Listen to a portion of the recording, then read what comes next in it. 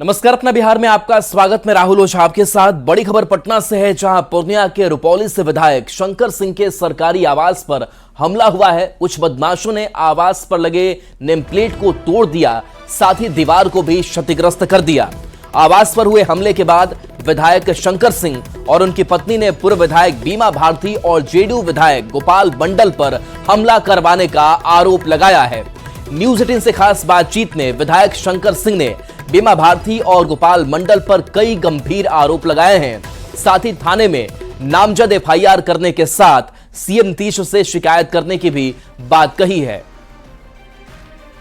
तो देखिए, कुछ देर पहले तक जब हमारे रिपोर्टर उनसे बात कर रहे थे, किसी का वो नाम नहीं ले रहे थे कि आखिर किसने हमला करवाया, क्या वजह रही, लेकिन एक बड़ा जो आरोप है वो लगाया गया है और विधायक शंकर सिंह और उनकी पत्नी ने पूर्व विधायक बीमा भारती और जेडीयू विधायक गोपाल मंडल पर हमला करवाने का आरोप लगा दिया है। न्यूज 18 से खास बातचीत उन्होंने की और विधायक शंकर सिंह ने बीमा भारती और गोपाल मंडल पर और भी कई गंभीर आरोप लगा दिए। साथ ही थाने में नामजद एफआईआर करने के साथ सीएम नीतीश से शिकायत करने की भी बात कह डाली। क्या लग रहा है, जिस प्रकार से कांटे की टक्कर के बाद आपने चुनाव में जीत हासिल की थी, उसके बाद ये दुष्परिणाम लग रहा आया है सामने? देखिए, चुनाव हम लड़े और जीते भी। तो हम कल महाकुंभ से नहा के यहाँ आवास पर आए 5 बजे सुबह में, और आज बजट सत्र है, तो हम लोग यहीं रुके तो कुछ हमारे संबंधी आदमी यहाँ पर आए थे, डेरा पर खाना उना खा रहे थे। इसके बाद खाना खाने के बाद हम लोग उसको छोड़ने आए गेट तक। तब तक मेरे ड्राइवर बोला कि इधर से आवाज आया ईटा का, तो हम लोग निकले, गेट खोल के देखते हैं दोनों बोर्ड तोड़ दिया है। आवास में थे आप? हाँ, आवास में अंदर। क्या हो रहा था? 12:40। 12:40। जब तक आप लोग निकले या सुरक्षा कर्मी निकले तब तक? हाँ, तब तक मैं भाग गया। क्या चीज से थे वो लोग? 4 व्हीलर, एक मोटरसाइकिल था। क्या संकेत दे रहा है ये? कहीं न कहीं पौष इलाका है और खासकर आप लोग सुरक्षा कर्मियों की जद में रहते हैं, कैसे ये हमला किया गया? देखिए, ये गोपाल मंडल और बीमा भारती का साजिश है, और आए दिन हम लोग रुपौली विधानसभा में रोड शिलान्यास किए। उसके बाद 3-4 बोर्ड वहां तोड़ा गया है। वहां भी तोड़ा गया? तो हम लोग बर्दाश्त किए कि छोटा मोटा घटना के लिए हम क्या एफआईआर करें, किसी का नाम हम नहीं लिए। लेकिन अब तो हमारे आवास पर हमला हुआ है, तो हम तो जवाब देंगे।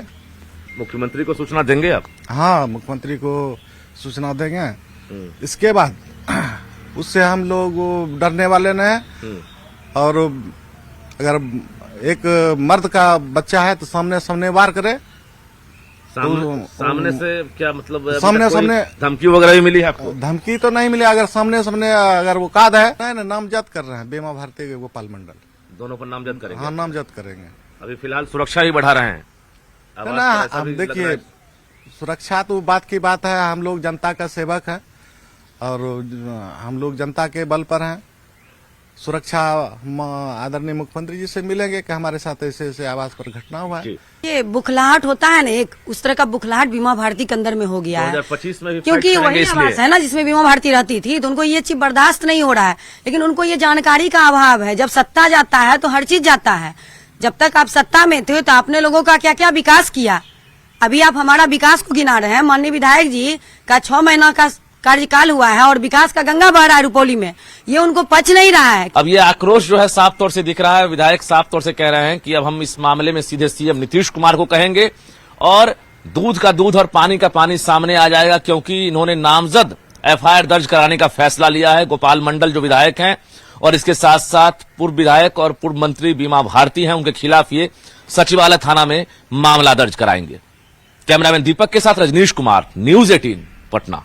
तो देखिए, गोपाल मंडल पर बड़ा गंभीर आरोप शंकर सिंह ने लगा दिया है कि तोड़फोड़ उनकी तरफ से करवाया गया, बीमा भारती का नाम लिया। गोपाल मंडल जेडीयू विधायक खुद हमारे साथ फोन लाइन पर जुड़े हुए हैं। गोपाल मंडल जी, सीधे तौर पर खुलकर ये आरोप आपके ऊपर लगाया जा रहा है कि आपने इस तरीके से इस घटना को अंजाम दिलवाया है, जहां तोड़फोड़ की गई है, नेम प्लेट उखाड़ करके फेंक दिए गए हैं। विधायक ये भी कह रहे हैं कि हम कोई गांव में विकास का काम करते हैं, कहीं हमारा पर बोर्ड लगता है, उसे भी तोड़फोड़ कर दिया जाता है।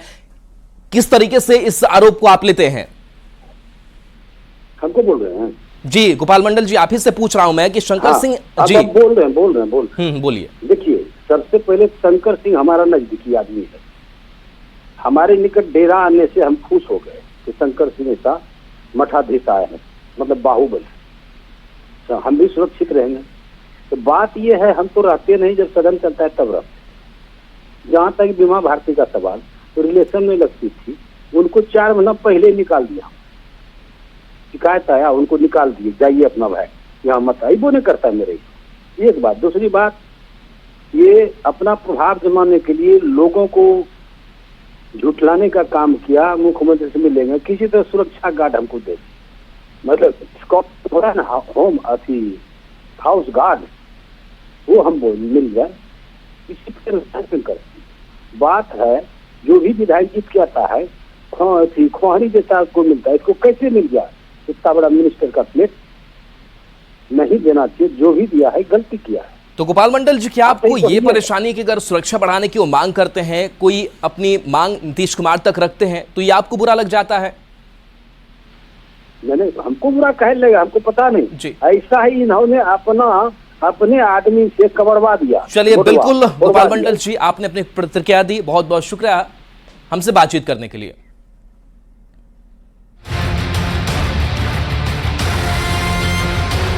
निशांत आए ना राजनीति में, इसलिए कुछ भाजपा जदयू के मंत्री मिलकर के बैठक कर रहे हैं कि उनको आने नहीं दिया जाए।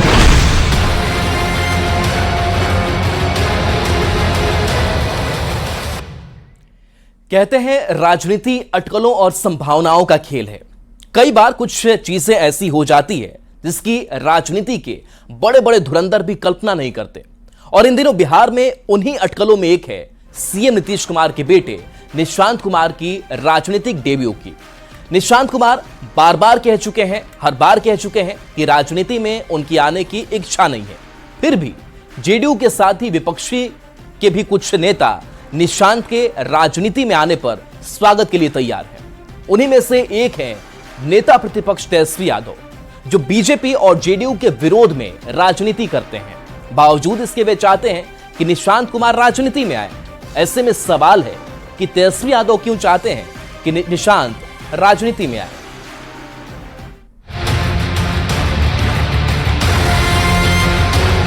निशांत आए ना राजनीति में, इसलिए कुछ भाजपा जदयू के मंत्री मिलकर के बैठक कर रहे हैं कि उनको आने नहीं दिया जाए।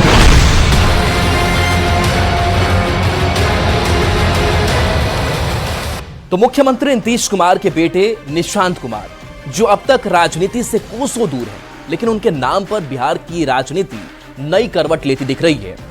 नेता प्रतिपक्ष तेजस्वी यादव ने निशांत कुमार को लेकर बड़ा बयान दे दिया है।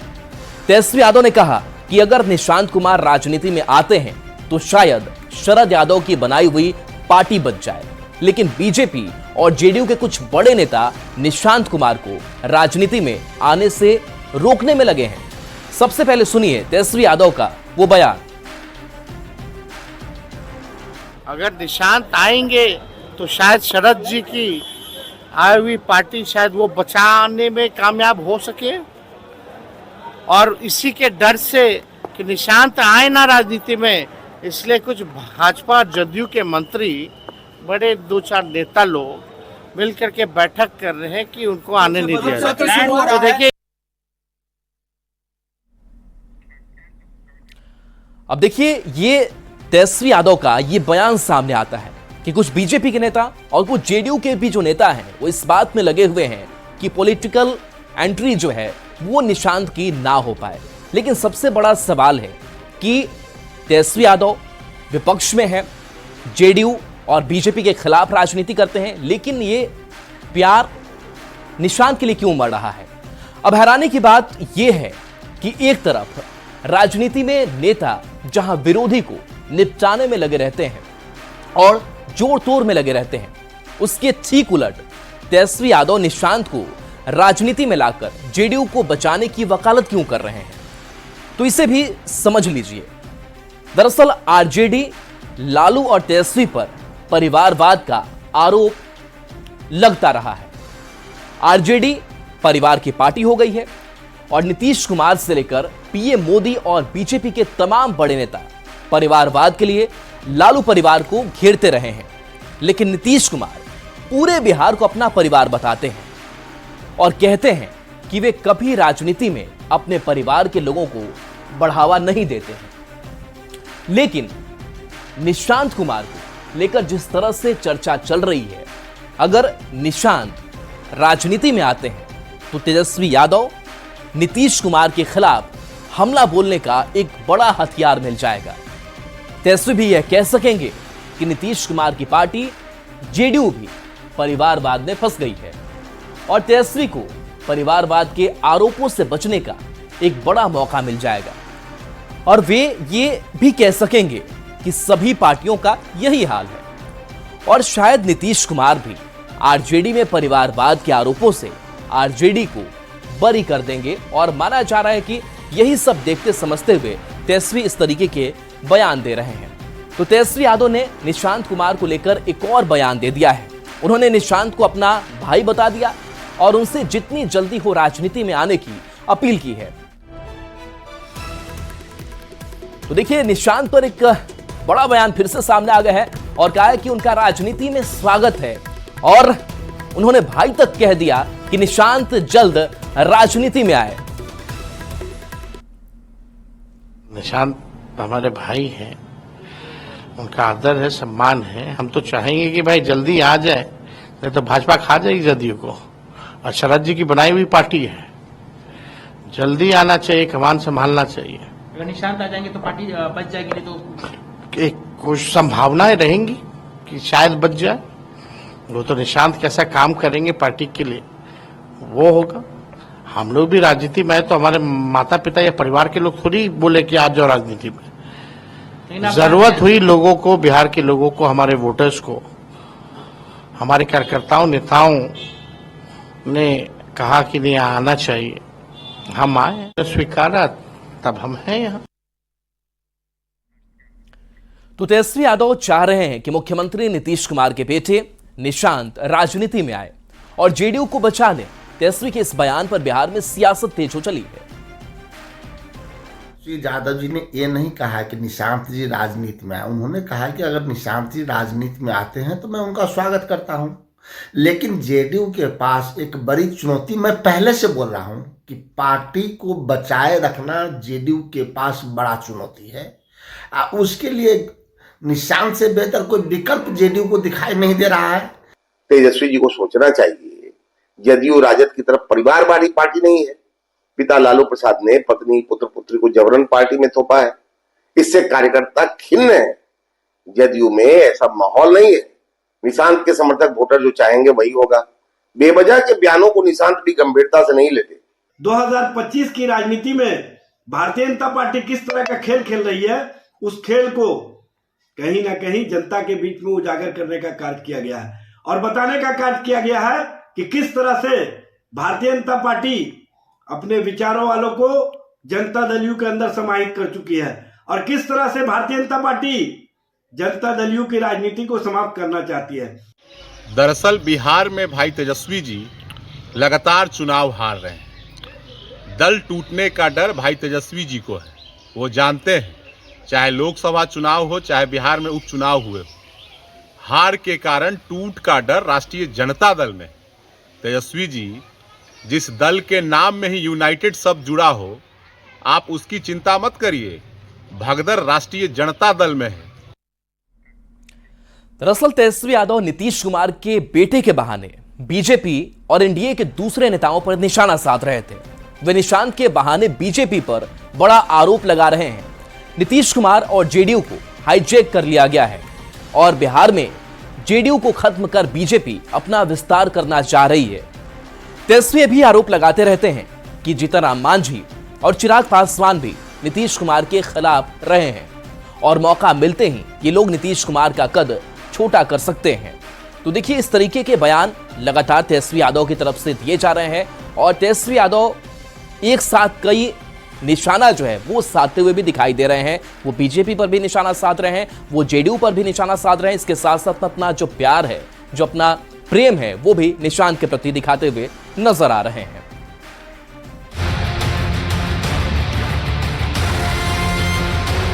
निशांत आए ना राजनीति में, इसलिए कुछ भाजपा जदयू के मंत्री मिलकर के बैठक कर रहे हैं कि उनको आने नहीं दिया जाए।